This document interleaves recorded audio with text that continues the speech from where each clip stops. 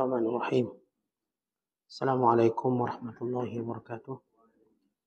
Alhamdulillah, wassalatu wassalamu ala rasulillah wa ala alihi wa sahbihi wa man sara ala nahjihi wa istanna bisunnatihi wa ihtada bihadihi ila yaumiddin, amma ba'du. Qala al-musannifu rahimahullahu ta'ala wa nafa'ana Allahu bihi wa bi'ulumihi fid dharain amin. Lalu berkata Imamul Allamah Syekh Al-Qasim Al-Qushairi, semoga Allah Ta'ala merahmatinya, dan kita mendapat manfaat serta barakah ilmunya. Tajuk yang ke-25, Al-Istiqamah. Allah Ta'ala berfirman, Innal ladhina qalu rabbuna Allahu thumma istaqamu tatanazzalu alaihimul malaikatu alla takhafu wa la tahzanu wa abshiru bil jannati allati kuntum tu'adun. Sadaqallahul azim. Sesungguhnya orang-orang yang mengatakan Tuhan kami adalah Allah, kemudian mereka meneguhkan pendirian mereka, maka malaikat akan turun kepada mereka dengan mengatakan, janganlah kamu merasa takut, janganlah kamu merasa gelisah, dan bergembiralah kamu dengan memperoleh syurga yang telah dijanjikan oleh Allah kepadamu. Thauban dari Nabi SAW diceritakan bahawa beliau bersabda, Istaqimu wa lan tuhsu wa'lamu anna khaira dinikum as-salatu wa lam yuhafidha 'ala al-wudu'i illa mu'minun. Istiqamahlah kamu dan jangan sekali-kali menghitung-hitung amalmu. Ketahuilah bahawa sebaik-baik amalan agamamu adalah salat. Tidak ada yang mampu menjaga wuduk selain orang yang mukmin. Guru kami berkata, ini Abu Ali Ad-Daqqaq berkata, istiqamah adalah suatu darjah yang dengannya, dan dengan istiqamah, kesempurnaan dan kelengkapan perkara-perkara kebaikan yang wujud. Dengan istiqamah, berbagai kebaikan dan disiplin kebaikan, segala kebaikan dan disiplin dalam kebaikan itu wujud.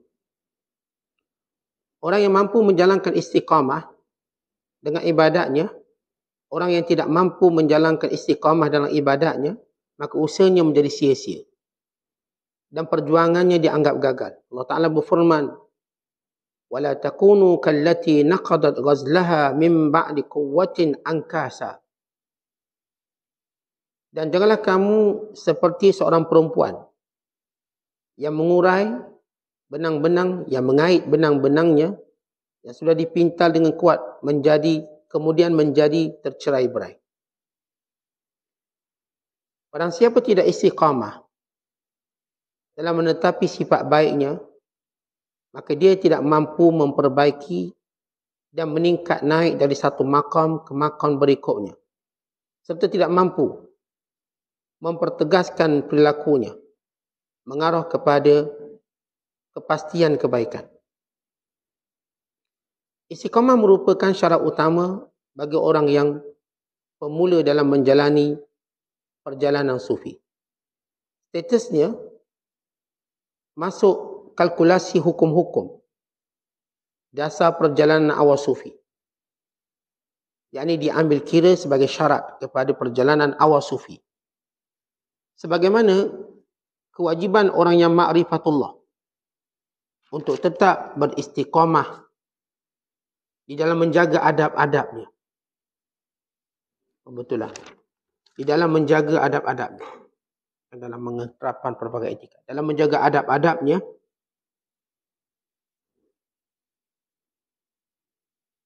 maka di antara tanda-tanda istiqamah bagi sufi yang pemula adalah ketiadaan perubahan pelaksanaan ibadatnya meskipun hanya sekejap. Sedangkan tanda-tanda istiqamah bagi sufi yang berada di tengah-tengah perjalanan sufi adalah keharusan dia untuk tidak berhenti dalam tahapan perjalanan sufinya dari satu makam ke makam berikutnya dengan pemberhentian atau istirahat. Adapun bagi sufi di peringkat akhir, di antara tanda-tandanya adalah ketiadaan hijab ketiadaan hijab dalam keberlangsungan ma'rifatullah. Muslimin dan muslimat dan penonton yang dirahmati Allah sekalian. Tajuk kita pada pagi ini ialah istiqamah. Istiqamah satu lafaz yang difahami dengan maksud berterusan.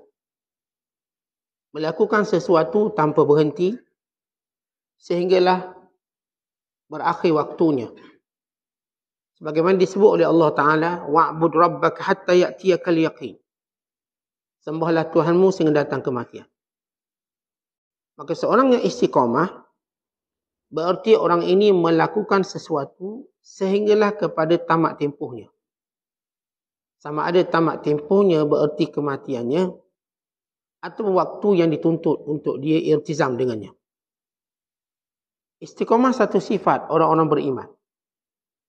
Bahkan ia merupakan sifat wajib pada Rasul alaihissalatu wassalam. Dan sifat bagi orang yang terpilih di kalangan hamba-hambanya yang soleh. Dan ialah satu perjuangan bagi orang-orang yang ingin memulakan, mendekatkan diri kepada Allah. Kerana memulakan kebaikan merupakan satu mujahadah. Tetapi meneruskan kebaikan sehingga sampai satu tempohnya merupakan satu mujahadah yang lebih hebat dan merupakan mujahadah yang lebih kuat. Sesiapa yang nak buat kebaikan, maka dia kena bersungguh-sungguh. Tetapi untuk menjadikan kebaikan itu berterusan, itulah yang paling sukar sekali. Dan nilai satu amalan yang sebenarnya bukanlah dikira dari sudut besar atau kecil amalan. Tetapi nilainya dikira dari sudut berterusan ataupun terputus amalan. Sabda Nabi SAW, khairul a'mal madama wa in qalla. Sebaik-baik amalan itu apa yang berterusan walaupun sedikit. Dan kerana itulah kita lihat Nabi SAW dan para sahabat baginda dan juga orang beriman di kalangan yang terpilih menekankan persoalan istiqamah dalam hal agama. Bukan satu istiqamah itu lebih baik daripada 1000 karamah. Bagaimana disebut oleh sebahagian para ulama. Bahkan Allah Ta'ala menuntut hamba-hambanya untuk istiqamah. Tetapi Allah Ta'ala tidak menuntut hambanya untuk tunjukkan karamah. Allah tidak menjanjikan karamah kepada sesiapa yang ingin melalui jalan ini dengan maksud keinginannya untuk mendapat perkara-perkara yang aneh. Tetapi Allah menjamin bagi orang yang bersungguh-sungguh pada jalan ini, Allah berikan istiqamah. Dan istiqamah ini merupakan sifat para wali Allah. Bukan nilai sebenar bagi sifat para wali Allah bukanlah karamahnya. Tetapi nilai sebenar bagi wali Allah itu ialah istiqamahnya. Kerana karamah ini mungkin diada-adakan cerita. Mungkin ditambah-tambah cerita. Dan mungkin juga berlaku suatu kekeliruan antaranya dengan orang-orang fasik. Jadi orang fasik juga ditunjuk benda-benda pelik dia buat. Lalu orang pun kata dia karamah. Jadi kekeliruan. Tetapi istiqamah tiada kekeliruan antara dia dengan orang fasik atau munafik. Ia merupakan satu tapisan yang jelas. Kalau kita cerita tentang karamah, saya katakan karamah ni ada tokok tambah. Dan karamah juga boleh lakukan pembohongan. Ada diceritakan oleh sebagian ulama, ada seorang dia nak angkat dirinya untuk dianggap sebagai karamah, maka dia tertulis pada batu nisannya dengan pelbagai gelaran ulama, syekh sekian. Nanti bila dia mati, dia suruh letak batu nisan ini supaya orang agungkan dia sesudah mati. Dia melakukan demikian. Ada yang cuba untuk mendapatkan kuburnya di sebelah orang-orang soleh supaya dia juga dipandang soleh. Walau dia tidak begitu. Maka ini perbuatan orang yang cuba untuk angkat diri dia. Hatta ketika mati pun dia nak angkat dirinya hebat. Tetapi istiqamah bukanlah suatu kepura-puraan. Dan bukanlah satu penipuan. Ia satu benda yang paling jelas bagi seorang beriman. Ketika mana setiap orang mendakwa dia bagus, dia baik, dia itu, dia ini, maka segala perkataannya akan dilihat pada perbuatannya. Maka kalau benar perbuatannya sehingga berakhir kehidupannya, maka seorang mengetahui dia istiqamah. Jadi, kalau dia menjaja perkataannya semata-mata, kalau tidak ada perbuatannya, maka dia cuma mendakwa. Itu istiqamah, sifat yang paling jelas bagi orang yang soleh. Paling jelas. Semua orang soleh, di mana Allah Ta'ala kurniakan dia istiqamah, maka jelas kesolehannya. Dan kita pun boleh kenal orang yang kuat dalam agama, lemah dalam agama, bersungguh dalam agama, main-main dalam agama, pada sifat istiqamah. Kita tengok dia main-main, kejap ada, kejap tak ada. Kita tahu dia tidak istiqamah dan dia tidak bersungguh-sungguh. Kalau kita lihat bagaimana kesungguhannya, melakukannya dengan pelbagai rintangan dan halangan, maka kita tahu dia orang jiwa kuat dan istiqamah. Pengarang kita memulakan dengan firman Allah dan surah Fussilat. Pada ayat yang ke-30, bila mana Allah berfirman, Innal ladzina qalu rabbuna Allah. Sesungguhnya orang-orang yang berkata Tuhan kami ialah Allah. Semastaqamu, kemudian mereka istiqamah. Tatanazzalu alaihimul malaikah, lalu malaikat akan turun kepadanya. Untuk berkata, alla takhafu, jangan takut. Jangan takut apa pun yang berlaku. Jangan takut kepada apa pun implikasi kerana istiqamah. Jangan takut. Kamu berada dalam jaminan Allah. Wala tahzanu, jangan sedih apa pun yang hilang ketika mana kamu istiqamah. Takut pertama artinya, bila kita nak istiqamah, kita akan menghadap macam-macam depan tu. Jangan takut. Kerana kamu sudah berada dalam jagaan Allah. Wala tahzanu, jangan sedih. Kerana seorang istiqamah mungkin dia sedih, bimbang hilang sesuatu daripada dirinya. Hilang beberapa nikmat. Hilang beberapa mut'ah, keseronokan. Maka jangan sedih.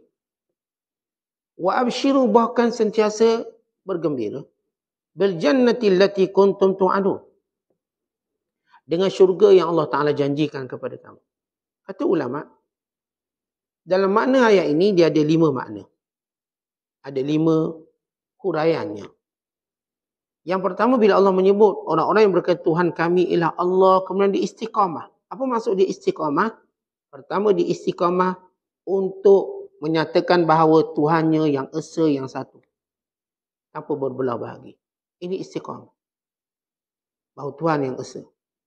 Tidak berbilang-bilang, bukan yang ada sekutu, tidak. Terus, mentauhidkan Allah yang esa. Bagaimana kata Bilal di hadapan pada pemuka penyembah berhala. Ahad, ahad, ahad, ahad. Yang satu, yang satu, yang satu. Dan tidak ada ucapan lain yang disebut oleh Bilal bin Rabah. Sehinggalah beliau ini dibebaskan daripada seksaan. Dengan kemuliaan. Kerana tidak berkompromi dalam menyebut ahad, ahad, ahad.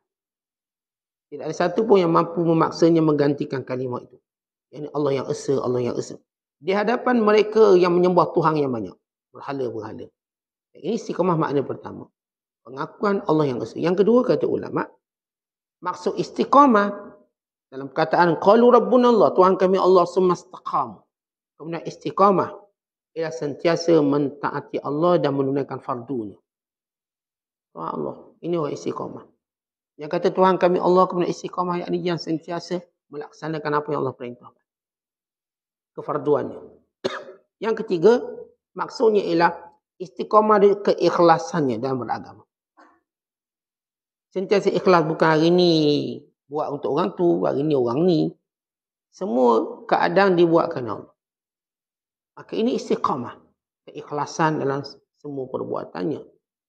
Dan yang keempat, maksud istiqamah di sini ialah perbuatannya sebagaimana perkataannya. Setiap kali apa dia cakap, itu yang dia buat. Itu kita selalu ingatkan. Tentu berhati-hati dengan apa yang keluar daripada mulut kita. Siapa yang keluar daripada mulut kita, kalau ia berkait dengan hak Allah atas kita, maka Allah Ta'ala akan minta bukti. Orang kata, saya beriman pada Allah. Maka pasti ada pembuktian yang Allah nak tengok. Bagaimana Allah sebut dalam Quran. Ahsiban nasu an yaqulu amanna wa hum la yuftanun. Wa laqad fatanna alladhina min qablihim. Fala ya'lamanna Allahu alladhina sadaqu wa la ya'lamanna al-kadzibin. Apakah mereka menyangka cukup mereka berkata kami sudah beriman walhal mereka tidak diuji? Mereka pasti diuji. Sebagaimana diuji orang-orang terdahulu sebelum mereka. Untuk mengetahui siapa yang benar di kalangan mereka dan siapa yang berbohong.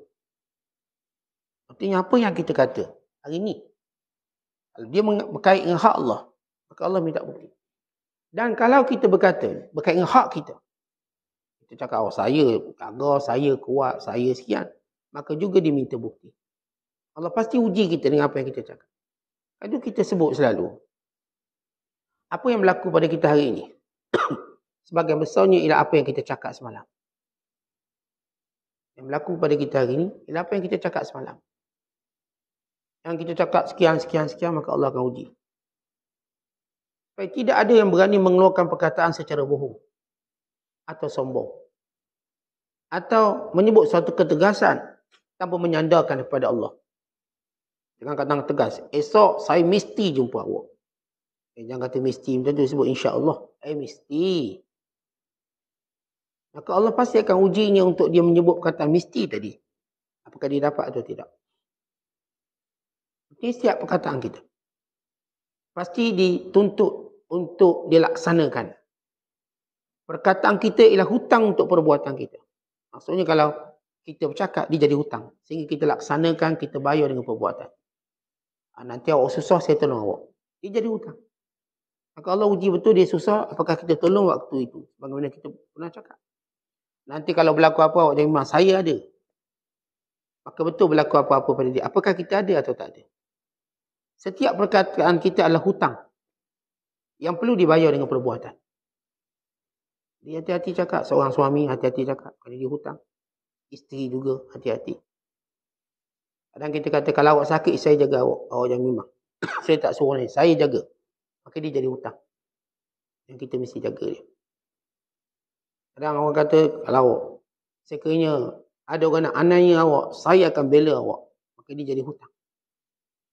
Maka dia berbohong dalam percakapan. Itu kita tengok. Ramai dalam muamalah kita cakap-cakap sama kita. Sehingga bila berlaku harinya kita dapati dia berbohong dengan apa pun dia cakap kita. Dia kata nak backup kita, nak jaga kita. Dia kata itu dan itu. Punya tidak. Oleh sebab itu, tuan-tuan, gantikan segala kesilapan perkataan kita dengan istighfar pada Allah. Yang kita cakap. Tak kira yang kita cakap pada anak-anak, pada pasangan kita, pada kawan-kawan kita, pada pekerja kita, pada semua orang sekeliling kita, maka gantikan dengan istighfar. Mudah-mudahan Allah tak menghukum kita dengan apa yang kita cakap. Di luar kemampuan kita. Sebab kita boleh cakap tu bunyi gagah je. Tapi bila nak buat tu lemah. Oleh sebab itu di antara makna istiqamah itu perbuatannya sama macam dicakap. Sama. Dan yang kelima ialah keadaan rahsianya sama sebagaimana keadaan nyatanya. Itu istiqamah. Maksudnya depan orang macam tu, belakang orang boleh macam tu. Kalau depan orang dia mengaji, belakang orang boleh mengaji. Kalau depan orang dia jaga dirinya daripada melakukan perkara yang dilarang, belakang orang pun sama, dia tak akan buat. Maka 5 benda ini maknanya istiqamah. Dengan maksud, qalu rabbuna Allah summa istaqamu. Yang kata Tuhan kami Allah, kemudian istiqamah. Apa maksud Tuhan kami Allah, kemudian istiqamah? Itu terus istiqamah dengan menyatakan Allah yang esa. Terus istiqamah dalam mentaatinya. Terus istiqamah dalam ikhlas kepadanya. Terus istiqamah dalam perkataan dan perbuatannya. Terus istiqamah dalam keadaan nyata dan sembunyinya. Kata orang beriman ini perumpamaannya seperti gunung. Dalam istiqamah. Kita perhatikan gunung. Apa yang kita boleh belajar daripada gunung? Istiqamah. Sabar. Sekiranya panas kemarau menggelegak, gunung tak akan cair. Sekiranya sejuk membeku, gunung tidak akan beku. Sekiranya datang ribut taufan yang kuat, gunung tak akan bergerak. Tak melayang dia. Sekiranya datang banjir besar, gunung tak akan hanyut. Maka itu orang beriman. Orang beriman lihat dirinya seperti gunung. Kita sebut tadi, kalau datang panas, melampau, apakah gunung akan cair? Apakah tuan-tuan pernah tengok gunung cair? Dan kedatangan kepanasan, kemarau. Gunung macam tu. Datang pula sejuk. Yang melampau, apakah gunung beku? Gunung tak beku. Walau terkandung atasnya segala ais yang membeku. Tapi gunung, dia tak beku. Kalau dalam liputan ais dan salji, gunung itu tetap gunung. Kalau dikorek salji, dia lah gunung, dia tak akan berubah sifat dia. Dan kalau datang angin ribut, gunung tak akan terbang. Sekuat mana pun gunung tersebut. Dan kalau sekiranya datangnya banjir, maka gunung dia tak akan hanyut. Walaupun dia mungkin tenggelam, tapi dia tak akan hanyut. Duduk situ dia. So, bagaimana kita nak mempelajari falsafah istiqamah seperti gunung? Kita kaya tak berubah. Kita susah pun tak berubah. Kita sihat tak berubah. Kita sakit tak berubah. Ini keadaan orang beriman. Kalau dia sakit macam tu, merangkak pun dia solat. Merangkak dia solat. Berpimpin dia solat. Bersandar. Apa pun cara, tinggalkan solat tidak. Atas katil dia akan solat. Atas kenderaan dia akan solat. Sebagaimana di masjid dia solat. Dan kalau dia kaya, pun sama. Tak pernah kayanya melarakan dia. Sama. Kalau dia miskin apa kedana, pun sama. Ini orang istiqamah. Dapat dilihat bagaimana kita ceritakan gambaran seperti sebuah gunung. Kalau sekiranya kita dapati diri kita macam tu, maka bersyukur pada Allah. Alhamdulillah, Allah jadikan saya sihat istiqamah, sakit istiqamah. Kaya ke, miskin ke, kahwin ke, bujang ke, ada anak ke, tak ada anak ke, sama. Ada orang sebelum ada anak istiqamah, ada anak sibuk, tak ada. Ada orang bujang istiqamah, kahwin, ruyuk, hilang. Ada orang kahwinnya bagus, lepas bercerai, hilang. Dia tidak istiqamah dalam agama. Maka perhatikan semua keadaan-keadaan perubahan diri kita. Keadaan kita akan berubah. Tapi agama jangan berubah. Maka kita istiqamah. Kalau kita mungkin berubah dari muda ke tua. Sihat, sakit. Daripada seorang, berdua. Bertiga, berempat. Daripada 4, 5, seorang balik. Berubah. Anak besar. Soal asrama, dah kerja. Dulu kita mungkin berempat ke masjid dengan anak-anak kita. Berlima, berenam. Ini anak-anak kita ada haluan dia. Apakah kita tetap kekal dengan haluan kita? Maka perhatikan diri kita ni akan berubah dari secara fizikal, waktu dan sebagainya. Tetapi agama jangan berubah. Satu agama ni benda yang tak boleh diubah. Tak boleh diubah dan tak boleh kita biarkan ia lemah. Dia mesti sentiasa hidup sebagaimana hidupnya jantung dalam badan. Tuan-tuan lemaskan jantung dia tak tua. Jantung macam tu. Ketika badan tuan-tuan mengecut dan sebagainya, jantung dia tak ngecut. Jantung kekal bergerak. Terus berdetik, terus bernafas. Untuk kita terus hidup. Walaupun fizikal kita macam mana, jantung tetap bergerak. Kalaupun kita tidur, dia bergerak. Dia tak akan berhenti. Sehinggalah kita ditakdirkan mati, maka dia pun berhenti. Maka itulah agama kita. Agama ni jantung hidup kita. Kita akan pastikan dia akan kekal kuat. Kekal. Ini yang kita namakan istiqamah. Dan Allah Ta'ala sebut. Kalau kita baca ayat ini dan kita mendetailinya. Kata Allah, orang-orang yang istiqamah, malaikat akan turun kepadanya. Baik, apa maksud malaikat akan turun? Yang pertama, kata ulama, malaikat turun waktu hidupnya lagi. Iaitu, malaikat ni di antara kerjanya, dia mendatangkan satu suasana yang disebut sebagai sakinah. Waktu kita duduk dalam majlis ilmu, malaikat ampunkan saya. Kerana suka dengan apa yang kita buat. Wa innal malaikata la tada'u ajnihataha li talibin ilm ridhan bima yasna'. Sesungguhnya malaikat mengampunkan sayap kepada para penuntut ilmu kerana suka apa yang dia buat. Setiap kali kita duduk dalam majlis ilmu, kita berada dalam teduhan sayap-sayap malaikat. Tetapi bila kita dapat teduhan, kita pun rasa senang, seronok, tenang. Kita pun rasa ada suasana yang menginsafkan. Maka ini keberkatan yang malaikat turunkan. Maka Allah jadikan malaikat ini kepada orang beriman yang istiqamah, bahawa dia sentiasa rasa kuat dan tidak pernah berduka cita. Yang kedua, makna turun malaikat ialah malaikat turun betul. ketika mana manusia hampir nak mati. Kerana ketika mana dia beribadat dengan tempoh yang panjang, sehingga datang malaikat maut mengambil nyawa dia. Maka dia pasti terfikir tentang hasil ibadat dia. Hasil ketaatan dia pada Allah. Dan malaikat pun berkata, jangan takut, jangan bimbang. Bahkan bergembiralah dengan syurga dengan telah apa yang telah kamu lakukan. Artinya, tuan-tuan kita bila buat baik, maka secara fitrah manusia bertanya, apa yang saya dapat? Apa yang saya dapat? Dengan saya jujur dalam muamalat. Saya tak menipu. Saya tak pernah aniaya orang. Apa yang saya dapat? Dan kebaikan saya buat hari ini. Maka Allah Ta'ala beritahu, apa yang kamu dapat? Dua malaikat beritahu, gembiralah kamu dengan syurga Allah. Dan tiada lagi ketakutan, kebimbangan. Setengah ulama menafsirkan makna tidak takut dengan apa yang kamu hadapi selepas kematian. Dan tidak bimbang dengan orang-orang hidup yang kamu tinggalkan. Orang beriman bila dia mati, dia tiada lagi kebimbangan meninggalkan anak-anaknya kecil, pasangannya dan orang yang disayangi. Kita kan macam ni perangai kita, manusia. Bila kita nak pergi jauh, kita mesti ingatlah orang-orang kita sayang ni, anak, isteri, suami, adik-beradik kita, keluarga. Ni kita nak musafir jauh ni.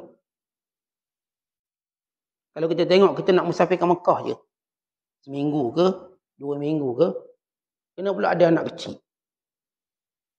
Kena pula ada mak ayah yang kita sayang. Tinggal sedih tak sedih. Saya fikir kita siap kalau berlaku apa-apa macam mana.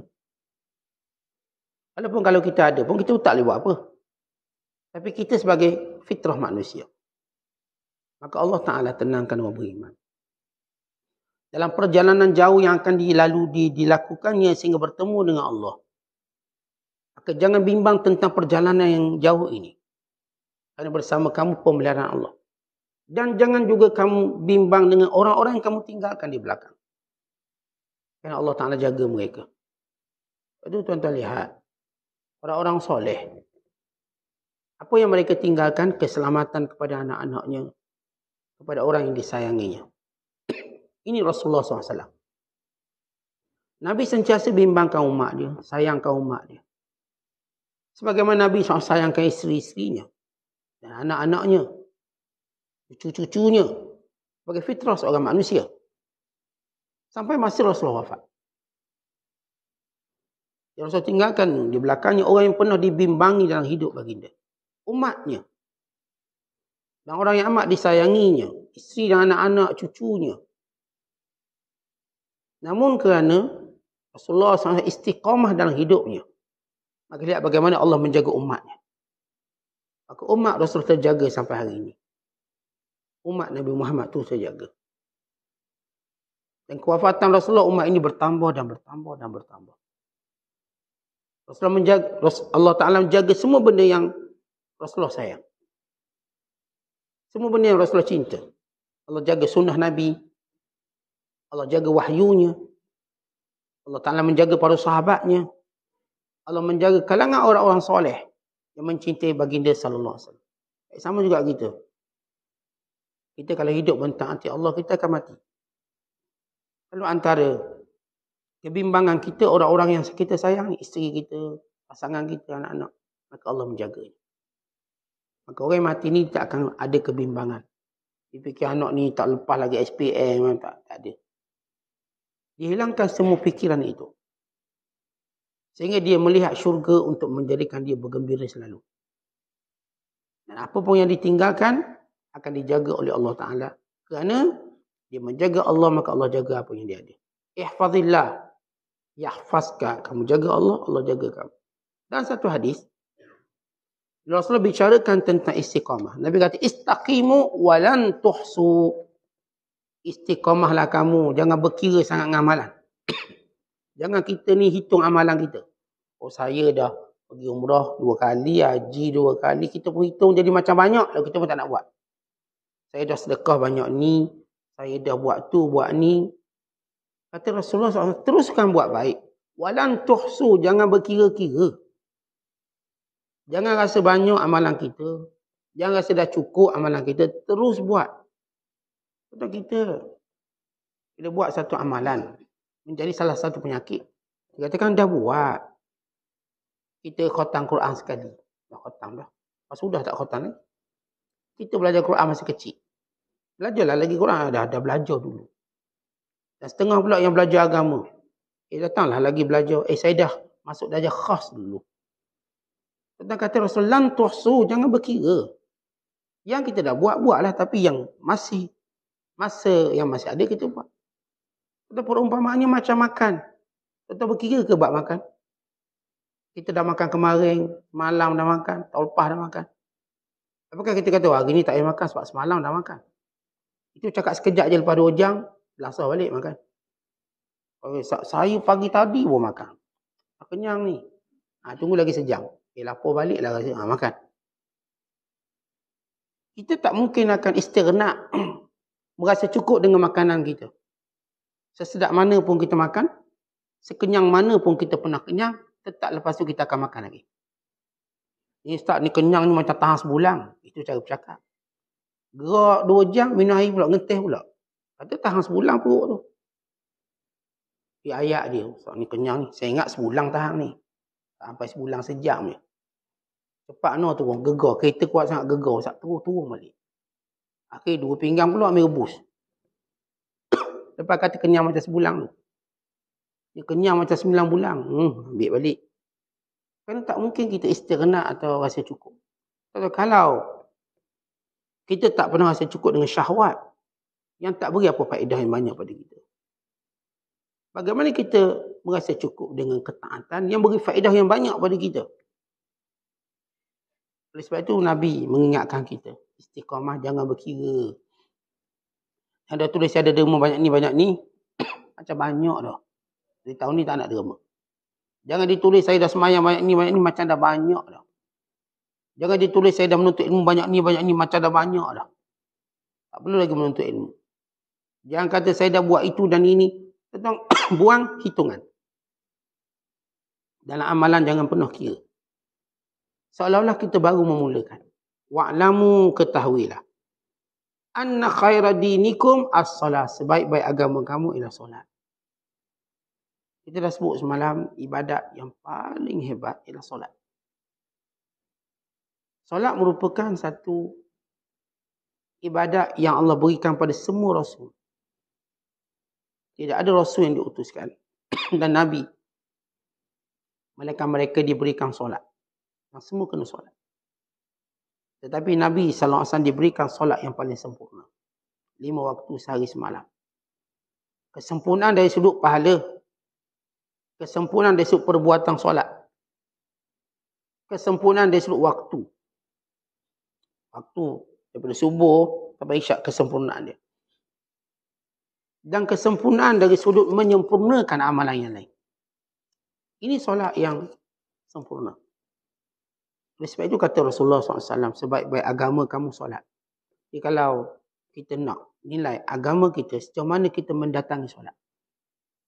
Keikhlasan kita, kekhusyukan kita, kesungguhan kita. Penjagaan waktu solat kita, penjagaan tempat solat. Ini semua merupakan nilai agama dia. Kalau jenis solat tak kira waktu, maksudnya solat dia tak ada disiplin langsung. Sempat solat. Ini orang tidak baik agama. Orang yang baik agama, dia akan meletakkan disiplin yang ketat pada solat dia. Nak solat, dia berapa jam lagi nak solat, dia pun dah teringat, lagi sejam nak zuhur. Dia dah teringat. Kejap lagi asar. Dia bukan jadi, dah masuk asar ke? Tak perasan. Bukan begitu orang sebaik-baik agama. Sebaik-baik agama, dia mengetahui waktu solatnya. Dan dia mengetahui di mana posisinya ketika solat. Sebagai dia ikut dang dia nak solat kat mana. Bukan posisi orang yang baik. Kita orang beriman bila baik agama kita, bila kita nak solat, kita cari tempat terbaik solat. Dan suasana terbaik. Keadaan yang terbaik. Karena itu kata Rasulullah, sebaik-baik agama kamu ialah solat. Walan yuhafidha 'alal wudu' illa al-mu'min. Tidak mampu menjaga wuduk itu mereka orang beriman. Tanda-tanda orang beriman sebenar bagaimana dia menjaga wuduk dia. Kalau kita perhatikan yang mana kita jaga wuduk. Apakah kita sekadar jaga waktu kita nak solat? Lepas solat, apakah wuduk itu masih dipelihara dan dijaga? Nabi SAW sentiasa berwuduk. Sentiasa dalam wuduk. Rasulullah bila qada hajat, sahabat dah tahu lepas tu Nabi akan berwuduk. Anas bin Malik, Abdullah bin Mas'ud dan lain-lain sahabat yang berkhidmat dengan Nabi SAW akan membawa air untuk Nabi berwuduk. Setiap kali Nabi keluar bilik air ataupun Nabi keluar daripada qada hajat, Nabi akan berwuduk. Jadi Nabi tak biarkan dirinya dalam keadaan tidak wuduk. Bahkan seorang sahabat satu hari beri salam pada Nabi SAW, Assalamualaikum. Nabi tidak menjawabnya secara terus. Melainkan Nabi berwuduk, kemudian selepas Nabi wuduk, Nabi jawab Waalaikumsalam. Kalau Rasulullah tidak mahu menyebut nama Allah dalam keadaan dia tidak ada wuduk. Kerana lafaz salam ada nama Allah, itu Assalam. Allahumma antas salam wa minkas salam. Kita menyebut lafaz nama Allah sebagai doa kepada orang beriman. Kalau Rasulullah dia tak akan jawab salam dalam keadaan dia tak ada wuduk. Dan Nabi SAW tidak tidur tanpa wuduk. Hatta kalau Rasulullah bersama dengan isterinya, Nabi segera mandi wajib. Untuk dia tidak berada dalam keadaan hadas besar. Atau kalau Nabi SAW sekali-sekala bila mendatangi isteri tidak mandi terus. Untuk menunjukkan keharusannya. Nabi pun berwuduk. Dan kita tahu makruh orang bila makan dalam keadaan dia berhadas besar. Melainkan dihilangkan kemakruhan dengan berwuduk. Orang misal kata dia dalam hadas besar. Dia kalau seorang lelaki dalam keadaan junub. Bersama dengan isteri, turun bawah makan roti canai. Makan nasi. Tanpa dia wuduk terlebih dahulu, maka hukumnya adalah makruh. Dia tak dilarang tapi makruh. Supaya dia ambil wuduk dulu, kemudian dia boleh makan. Artinya kita lihat dalam penjagaan wuduk, disebut oleh Nabi SAW. Tablughu hilyatul mu'min. Hiasan orang beriman akhirat kelak mengambil kira dari bagaimana cara dia berwuduk. Lagi sempurna wuduknya, kerak wuduknya, maka akan lebih paling cantik dia waktu dibangkitkan akhirat kelak. Kata Nabi SAW, innakum satub'athuna ghurran muhajjalin. Kamu akan dibangkitkan dengan keadaan kesan-kesan wuduk kamu. Dan Nabi SAW mengenali umatnya dengan kesan wuduk. Kenal umat Rasulullah dengan kesan wuduk. Yang lain tak kenal. Kenal juga lambatlah kenal. Yang mula-mula Rasul kenal umatnya ialah kesan wuduk. Dan akhirat kelak orang beriman, mereka dibangkitkan dengan keadaan cahaya wuduk di wajah mereka dan di setiap sendi-sendi ataupun anggota badan yang kena air. Maka wuduk merupakan syarat sah kepada ibadat solat. Supaya seolah-olah orang beriman ni, dia sentiasa bersedia untuk solat bila-bila masa. Bila keadaan memerlukan dia solat. Kerana wuduk dia ada. Wuduk ini umpama senjata bagi orang yang berperang. Kalau orang berperang kan senjata dia sentiasa kena ada. In case musuh serang ikut mana pun senjata dah tersedia. Tak adalah bila musuh serang barulah nak cari senjata mana. Tidak. Wuduk senjata orang beriman. Syaitan tak mampu mendekati orang sentiasa iltizam dengan wuduk. Iltizam. Kata kita, wuduk ni bukanlah benda yang susah secara perbuatan. Tapi sukar untuk istiqamah. Kita rasa, malahlah nak berwuduk. Padahal satu perbuatan yang ringkas. Wuduk dah selesai. Bukanlah susah sangat pun kita wuduk tak sampai 1 minit mungkin. Kat rumah kita ada kemudahan airnya. Kat surau ada kemudahan airnya. Alah sampai kita ambil wuduk sampai kena bayar air banyak lepas tu. Tapi ini benda yang kita kurang cakna bahagian kita. Bukan anak-anak kita juga didiklah dia dengan wuduk. Anak-anak kita selain kita didik suruh dengar cakap itu dan ini. Didik dia untuk dia berwuduk supaya dia sentiasa berada dalam keadaan bersih hidup. Ada ambil wuduk belum? Ambil wuduk. Biar sentiasa ada wuduk. Ni sekolah-sekolah yang bagus. Dia didik anak-anak muridnya berwuduk. Nak ambil wuduk dan siapkan tempat wuduk. Yang guru kami ingat kalau zaman kami belajar, kalau mengantuk dalam kelas, hukumannya ialah ambil wuduk. Walaupun dah ada wuduk. Tengok dia ngantuk bangun, ambil wuduk. Dan kalau pelajar tu ngantuk, dia angkat tangan, ustaz, saya nak ambil wuduk. Tak tahu, ini ngantuk. Itu cara dia untuk membina satu peribadi yang iltizam dengan wuduk. Bukan denda, ngantuk je tampar, ngantuk je rotan. Itu bukan satu benda yang memberi kebaikan. Kita orang Islam, kita kalau nak hukum orang, anak kita ke, anak murid kita ke, orang bawah kita, cuba hukum dia dengan sesuatu yang akan membina kepribadian dia. Bukan melepaskan geram kita. Kita sentiasa hukum orang akan lepas geram kita. Bukan dengan tujuan membina kepribadian orang. Dan bila kita marah seseorang, lalu kita terus menterjemahkan amarah kita. Akhirnya dia tak beri faedah pada kita, tidak juga pada dia. Kalau anak-anak kita misalnya, kita hukum dia dengan sesuatu yang beri faedah pada dia. Ni, apa surah ni? Ni istighfar. Ni, pergi solat duha. Pergi ambil wuduk. Bagi satu cara disiplin. Tengok gaduh diorang ni. Apa gaduh ni? Abang bergaduh, adik bergaduh. Pergi dua-dua pergi ambil wuduk. Biar jangan gaduh. Kalau kita rotang dua-dua, pukul dua-dua, faedah dia banyak atau tidak? Dia tidak membina kepribadian dia secara khusus. Tengok anak-anak bergaduh, dia ambil wuduk. Biar hilang marah belaka dua-dua ni. Dia ambil wuduk. Dia ambil wuduk, solat dua-dua. Solat. Lepas solat, salam doa. Tak baik dia. Begitu cara kita cuba mengolah bentuk hukuman kepada orang yang di bawah kita. Dengan cara yang beri manfaat pada dia. Awak menipu cakap menipu. Pergi ambil wuduk. Pergi ambil wuduk. Kafarah menipu awak. Ni pekerja kita datang. Kenapa lambat? Jalan jam lah bos. Kawan dia kata, bos bukan jalan jam. Dia berhenti tepi jalan, telefon orang. Sembang. Saya duduk belakang dia, tak jam. Awak tipu potong gaji. Tak beri faedah. Awak tipu, pergi ambil wuduk. Bila dia kafarah dosa tipu awak tu, pergi ambil wuduk. Saya nak tengok awak ambil wuduk. Dan akhirnya dia mendidik dia untuk jadi lebih baik. Kerana itu bila kita hukum seseorang, nilaikan hukuman tadi dengan cara yang menguntungkan dunia dan akhirat. Kita pun untung, dia pun untung. Bukan hukuman tadi hanya nak lepaskan geram. Makanya kita tak untung, dia pun tak untung. Dan dia menambahkan rasa bersalah kita. Bila kita hukum dengan cara salah, bertambah rasa salah kita. Asalnya dia salah. Tapi bila kita hukum dia cara salah, kita pula rasa bersalah. Salah dia tu pindah pada kita. Jadi kita tak dapat ketenangan dia.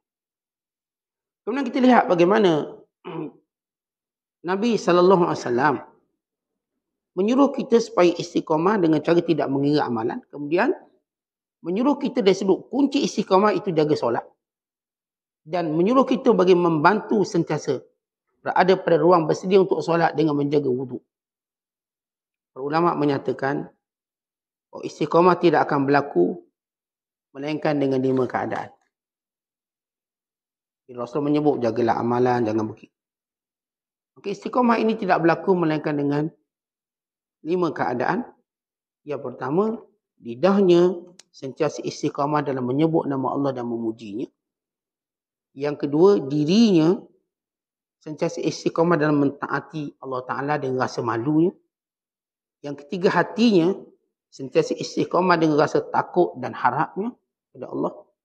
Yang keempat, rohnya sentiasa beristiqamah dengan sifat benar dan sifat sucinya.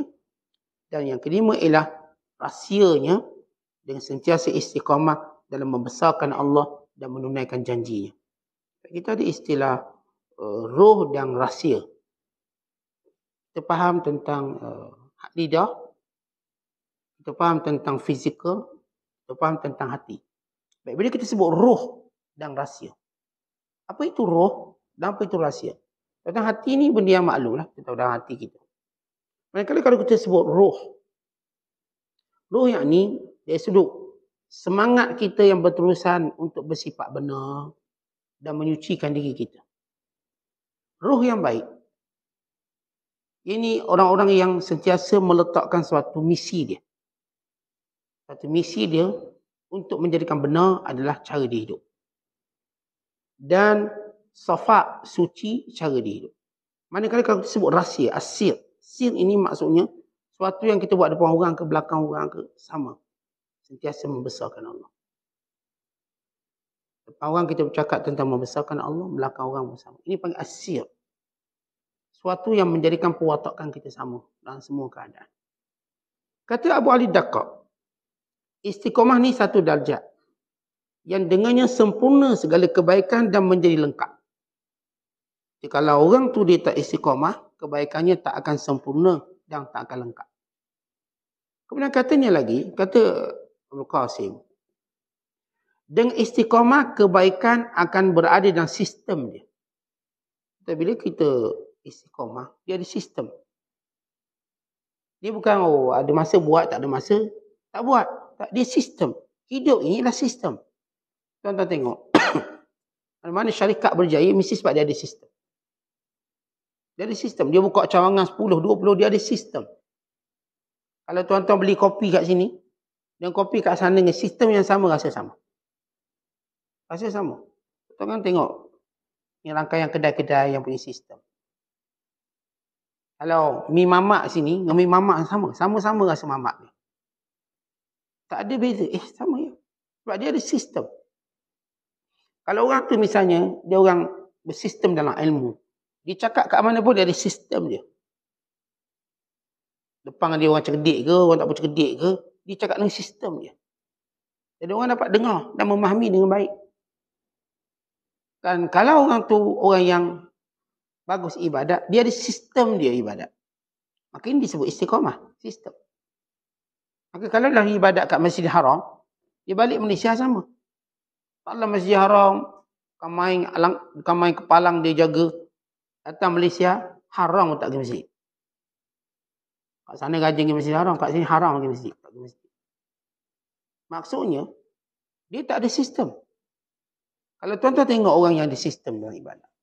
Dia duduk Mekah, dia duduk Madinah, dia duduk Malaysia, dia musafir. Sama. Tak ada beza baca Qurannya, zikirnya. Ini orang-orang yang punya istiqamah. Kenapa? Akan muncul sistem dalam hidup dia. Jadi orang yang gagal istiqamah, dia tak akan ada sistem dalam hidup. Sempat buat, tak buat, tak sempat, tak payah buat. Ini orang tak ada sistem. Dan orang ni tak akan berjaya. Kalau tuan-tuan tengok bisnes yang berjaya kan ada sistem. Maka agama yang berjaya juga. Sistem tu telah ditetapkan oleh Allah lagi. Tengok sembahyang kita. Ada sistem. Tuan-tuan solat Zuhur dekat Malaysia dengan tuan-tuan solat Zuhur dekat Tanzania sama. Sistem. Tuan-tuan bawa solat ni. Tuan-tuan mengaji Quran kat sini, tuan-tuan mengaji Quran kat China, sama. Sistem. Dengan bahasa Arabnya, dengan mushafnya. Tuan-tuan puasa kat sini, dengan tuan-tuan puasa kat sana, sama. Sistemnya. Subuh, masuk waktu subuh, start. Nahan diri, masuk maghrib, buka. Tak adalah bila pergi Amerika, kita buka lepas Zuhur. Sebab apa? Sebab lama sangat, sebab kita pun lepas Zuhur. Tak ada sistem, maghrib. Akhirnya sampai waktu tengok anak bulan, ada sistem raya. Bukan suka-suka kita nak raya awal. Ada sistem. Sebab tu kita rasa gembira dengan raya, kerana sistem. Sebab tu istiqamah ialah sistem. Orang yang punya istiqamah, dia ada sistem dia. Dan orang yang tidak mampu istiqamah dalam ibadat, maka usahanya menjadi sia-sia, sirna, sia-sia. Dan perjuangannya dianggap gagal. Kata kita, bila buat amalan, kalau tak ada istiqamah, sebenarnya dia sedang mendekati kegagalan. Dan kelak kita nampak gagal tu. Contoh menuntut ilmu sebagai contoh. Ada sistem, tak ada sistem menuntut ilmu. Ada istiqamah atau tak ada istiqamah. Kita pun mula tak nak istiqamah. Akhirnya kita dapati kita tu akan tidak mendapat tempat. Di mana-mana madrasah ilmu. Dah tak ada dah. Kita tak istiqamah ke masjid. Lama-lama kita dah tak ada tempat. Nama kita sudah dipadamkan dan senari masjid. Kita tidak istiqamah dalam solat jemaah. Akhirnya kita dapati akhirnya nama kita sudah dipadamkan. Allah dah padamkan nama kita. Dah tak ada dah kita. Dah tak cenderung dah kita. Kita ni rajin bersedekah, rajin tolong orang. Tiba-tiba kita dah, rasa malas dah. Lalu terpadam nama kita senari. Tapi bila dah terpadam nama kita habis. Asalnya nama kita dicatat pada semua tempat. Tapi bila kita buat baik. Pertama nama kita dicatat pada kebaikan yang kita buat. Kalau katakan tuan-tuan buat satu amal kebaikan. Contoh mengaji Quran. Ngaji, tiap-tiap hari ngaji. Dicatat nama kalangan yang membaca nama Allah. Kemudian Allah catat nama kita di dada-dada orang beriman. Sebagai orang soleh. Maka orang pun kenal dia, orang soleh, orang baik. Dia catat. Orang soleh kenal dia. Sebagai nama kita dicatat di sisi para malaikat muqarrabin. Kemudian nama kita dicatat di syurga Allah. Fulan bin fulan dah nama dicatat. Orang baik yang menghampiri syurga Allah. Kemudian namanya dicatat di kalangan orang-orang yang diterima, makbulin. Tiba-tiba seorang ini mula tidak istiqamah. Lalu namanya dibuang daripada ahli Quran. Tak ada. Kemudian namanya dibuang daripada dada-dada orang soleh. Orang soleh sudah tidak mengenali sebagai soleh. Mamak tu dah tak ada dah dia. Abu tu dah tak ada dah. Hali tak ada dah. Di sisi orang soleh namanya sudah tercabut. Tak ada. Bahkan dilupakan namanya. Walaupun selama ini diingat. Tapi dilupakan nama. Dan di sisi pada malaikat nama dia juga hilang. Dan di sisi pintu syurga juga nama dia hilang. Sehingga sebaliknya berlaku. Ini disebut dalam hadis. Hatta la yakuna bainahu wa bainaha illa dhira'. Sehingga antaranya dengan syurga cuma sejengkal. Lalu dia melakukan amalan yang tidak baik. Maka dia masuk neraka. Seorang bila dia buat baik, dia tak akan terus bertukar buat jahat. Tetapi dia mulakan dengan tinggalkan kebaikan itu dulu, baru dia buat jahat. Untuk dikenali sebagai orang jahat setelah jadi orang baik. Ini kesan tidak istiqamah. Namanya terpadam satu persatu. Di sisi orang beriman, namanya terpadam di sisi pada malaikatnya. Sehingga sampai peringkat, namanya terpadam di sisi Allah di kalangan orang-orang yang baik. Sebagai yang disebut dalam hadis tadi, dia dah patut masuk syurga dengan amalannya. Tapi sesuatu berlaku pada dirinya. Allah ubah nama dia. Sebab itu Nabi ajar kita doa, ya muqallibal qulub, tsabbit qalbi ala dinik. Wahai Tuhan yang membolak-balikkan hati, tetapkan hatiku dengan agamamu dan ketaatan padamu. Diubahnya. Akhirnya dia daripada tempat ke syurga dan sebalik. Saya katakan orang yang baik, cara dia bertukar jadi jahat, bukan dia buat jahat terus tak. Ditinggalkan kebaikan dia buat dulu dan lama-lama dia mendekati kejahatan. Dan bila Allah Ta'ala nak beri orang tu jahat jadi baik, Allah jadikan dia tinggal dulu kebiasaan kejahatan dia. Mana dia dah tak istiqamah buat jahat. Tadi tak istiqamah buat, ini tak istiqamah lagi buat jahat. Dulu jahat tiap hari, dia boleh tinggalkan. Tinggalkan, kemudian mula Allah pindahkan dia buat baik, kemudian berterusan buat baik. Untuk jadi orang baik.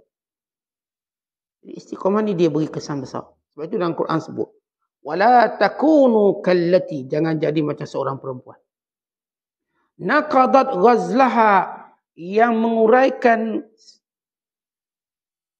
kaitannya ataupun benda yang dikaitnya selepas dia menjadi kuat. Ada seorang perempuan, dia ambil benang dia pun kait jadi kopiah, jadi baju, jadi jubah ke jadi apa, kait. Kait itu tuan-tuan kalau ditarik dia habis terus. Tukang kait kan dia ada tempat. Kalau ditarik ni hilang semua. Bagaimana benang tadi, jarum tadi tu masuk setiap sudut. Dia akan terus pintas sampai siap baju. Sebelum dia ikat mati di hujungnya. Tapi kalau tengah-tengah kait, dah comel, dah tiba, dihancurkan dengan cara menarik. Habis. Maka Allah beri perumpamaan, macam perempuan yang naik lama, berbulan. Tiba, dia sendiri rosakkan kaitan, bukan orang lain. Dia. Kita dah istiqamah bertahun hidup kita, 20 tahun, 30 tahun. Tiba kita sendiri yang menghentikan kebaikan yang kita biasa buat. Yang biasa ngaji, berhenti ngaji. Yang biasa menuntut ilmu, berhenti. Yang biasa jaga solat tahajud, berhenti. Yang biasa sedekah, berhenti. Siapa berhentikan dia? Dia berhenti sendiri. Tak ada orang hentikan dia. Tuan-tuan kena ingat, tak ada seorang pun boleh hentikan kebaikan kita nak buat. Tak ada. Kerana kebaikan ini, dia ada jalan-jalan yang cukup banyak. Sehingga tak ada orang boleh buat roadblock. Tak jalan raya. Polis boleh buat roadblock. Kerana jalan tu tak banyak. Mungkin ada 1-2 jalan. Kalau kita orang ada akal banyak, polis roadblock sini kita tahu, ni ada jalan lain. Lepas tu polis dia tak buat roadblock kat kampung. Sebab kampung ada 1000 jalan. Dia buat roadblock sia-sia tunggu sampai tengah hari. Orang kampung, semua tanah tu boleh jadi jalan. Tapi dia pergi bandar, kita orang bandar, jalan banyak ni je. Nak ke bandar, nak tempat kerja ni. Di sekat di situ, jam lah kita 3 jam, tunggulah kita dihukum. Kalau kita buat salah. Saya nak sebut, kebaikan kita ni banyak. Tak ada seorang pun boleh halang kebaikan kita buat. Yang boleh halang kebaikan kita buat ialah diri kita sendiri. Tuan-tuan yang tak nak baik. Kalau kata halang belajar. Tak ada orang halang awak belajar. Awak tak boleh belajar dengan ustaz ni, belajar dengan ustaz tu. Mana boleh halang? Awak sendiri halang. Tak, sejak ustaz tak boleh kuliah ni, kita boleh tak belajar. Bukan salah ustaz. Awak yang salahkan, ustaz lain dia. Tok guru lain dia. Belajar tu tak boleh berhenti. Sejak ustaz saya mati, ustaz, dah tak belajar dah saya. Ustaz awak yang mati, hentikan awak belajar. Ataupun awak yang mati, hentikan kebaikan tadi. Ustaz kita mati, kita pun stop belajar. Dan ustaz yang mati ni tak pernah suruh kita stop belajar. Tapi dia dah sampai masa, dia matilah. Kita jangan mati sebelum sampai masa. Lalu kita sendiri yang halang diri kita belajar. Kenapa? Ustaz kita dah tak ada. Dan orang tu tetap banyak. Hujah, kita tak punya hujah untuk berhenti buat kebaikan. Saya sebut tadi, tak ada orang boleh halang kebaikan kita buat melainkan diri kita sendiri. Tak ada siapa boleh halang. Kerana kebaikan dalam agama ni banyak. Terlalu banyak. Tuan-tuan tak boleh sini, tuan-tuan kat sini. Tuan-tuan dengan sebab miskin tak boleh buat yang ni. Tuan-tuan dengan sebab miskin, tuan-tuan boleh buat yang ni. Tuan-tuan kaya tak boleh buat yang ni. Tuan-tuan kaya boleh buat yang ni. Maka setiap orang dia boleh buat benda kebaikan berdasarkan keadaan dirinya. Dia tak boleh kata, kalau saya jadi pemimpin, saya akan buat baik sekarang. Tak, awak jadi rakyat pun awak boleh buat baik. Tak tunggu jadi pemimpin. Kalau saya kaya, saya akan buat sekarang. Tak tunggu kaya, awak sekarang pun boleh buat. Kalau dah Imam Mahdi turun, saya baik. Tak payah turun Imam Mahdi. Tunggu ustaz, turun qadi cukup lah. Kalau awak betul nak buat baik, tak payah tunggu Imam Mahdi. Tapi orang berkata, tunggu orang tu, tunggu orang ni, tunggu saya begitu, tunggu saya begini. Tunggulah ustaz, saya pencing, saya akan. Kenapa tunggu pencing? Tak tunggulah saya, anak dah besar, cucu dah besar, saya akan. Kenapa tunggu cucu besar, anak besar? Sedangkan kita tak ada satu perjanjian dengan Allah bila kita patut mati. Yang kita tahu, semuanya ilmu Allah. Jadi, orang-orang yang tutup kebaikan kita sendiri, bukan orang lain. Tak ada orang boleh tutup kebaikan kita. Ada seorang pun mampu punya kuasa untuk tutup kebaikan kita. Kerana kebaikan itu yang menutup diri kita sendiri. Sebab itu kita nak istiqamah. Istiqamah menjadikan kita berterusan buat baik. Sehingga manfaat kebaikan itu tetap kita dapat dalam semua keadaan dan situasi. Wallahu a'lam. Assalamualaikum.